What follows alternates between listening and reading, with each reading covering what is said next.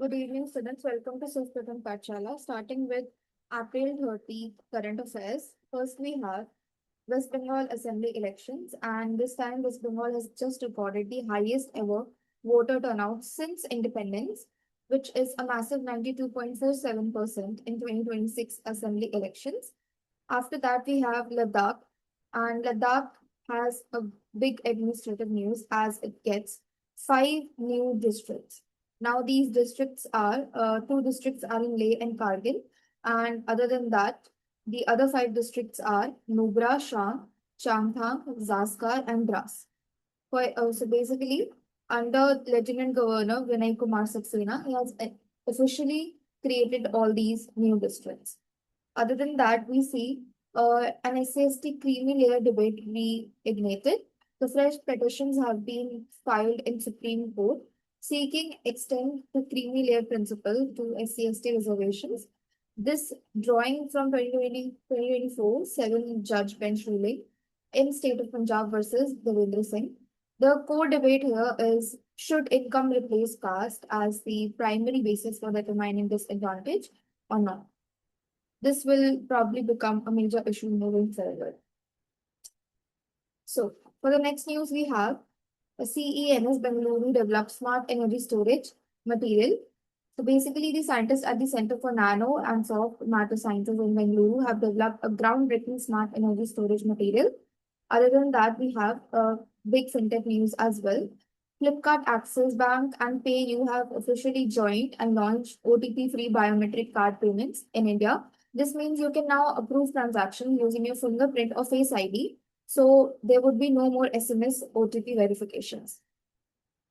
Then we have NSO 80th round health survey. The Ministry of Statistics has released the NSO 80th round survey on household health consumption for 2025. Health insurance coverage, institutional deliveries, and healthcare access have all improved since 2017 to 2018 survey. This also helps out the out-of-pocket expenditure, which is often high in case of sudden medical expenditures. Then we have our third slide, which is about India culture and heritage defense. First, we have Buddha Purnima 2026. Pripra relics arrive in Leh. The sacred holy Pripra relics of Tathgata Buddha have arrived in Leh, Ladakh for a historic public exposition on Buddha Purnima, on Buddha Purnima 2026. The Takta means one has thus come. It's a title for Shakyamuni Buddha, signifying one who has attained full enlightenment. Other than that, we have UNESCO documents from Lepcha Rusom bridges in Sikkim. So UNESCO and the government of Sikkim have partnered to document Rusom, the traditional cane and bamboo footbridges built by Lepcha community inside the Kangche Gonga Biosphere Reserve. And the indigenous engineering tradition is now being formally archived to perceive it for future generations and a great example of intangible cultural heritage conservation. Then we have Vikram VT-21, India's new infantry fighting vehicle. This indigenous developed infantry fighting vehicle comes packed with the 30 crewless turret, Nag anti-guided missiles, Starnak level 4 and 5 armor, and even with amphibious capability thanks to the hydrojets. Now let's move on to world news. US-Iran blockade strikes and Rail has collapsed. The United States is maintaining its naval blockade on Iran's oil exports through the Strait of Hormuz. President Trump rejected Iranian proposals to reopen the strait and reportedly told oil executives the blockade could last for months. And to respond to that, Iran's national rial currency dropped to a record low on 30th April. US Central Command has prepared a new plan for a short and powerful wave on strikes of Iran. Trump was being briefed on this plan today.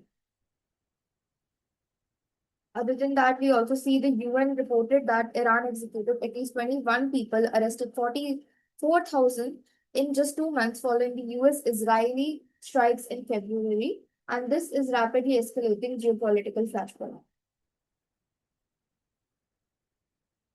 Other than that, we also have the US Supreme Court guts the voting rights.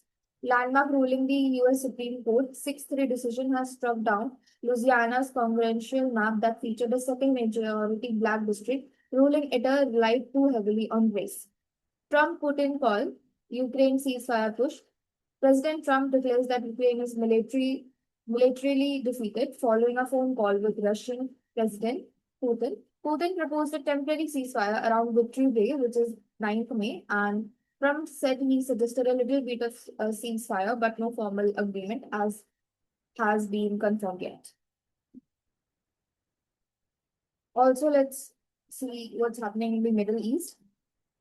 Israeli airstrikes killed at least 9 people in the southern Lebanon, despite a U.S. broke ceasefire declared on April 16. A UN report found about 1.2 million Lebanese, nearly a quarter of the population, facing acute hunger. Israel intercepted the global Samud flotilla near Crete. 22 out of 58 aid vessels were bombarded, radar was jammed, and 175 activists were arrested as they tried to deliver food to Gaza. That is it for our video. Let's see you in the next one.